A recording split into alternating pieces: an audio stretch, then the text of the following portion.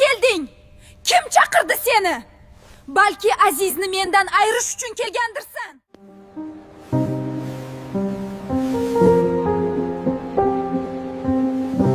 Axir bu katta uy kimniki? Siz shu yerda turasizmi? Aziz aka, siz yolg'iz turasizmi bu uyda? Bu uy meniki desa ham bo'laveradi. Ha, aytgancha, sen qancha vaqtga kelding? Men sizni olib ketgani keldim. Maylimi, bafurja o'tirib gaplashib olsak?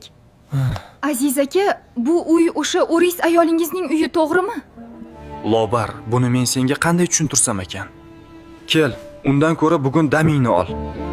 Rosa charchagansan. Undan tashqari, bugun men ishxonada navbatchiman.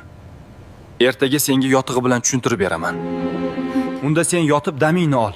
Eshik taqillasa ham ochma. Mening o'zimning kalitim bor. Ertaga kelaman.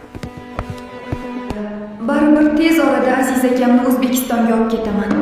Hozir esa charchadim. Biroz uxlab olay. Hali senmiding dabdurustdan kelib olib, yerimni mendan tortib oladigan. Tur o'rningdan. Tur dedim. Sizlar kimsizlar? Bu yerga qanday kirdinglar? Chiqib ketinglar. Nega kelding? Kim chaqirdi seni? Balki Azizni mendan ayirish uchun kelgandirsan. O'zlaring nega keldinglar? Men erimni oldiga keldim. To'xta.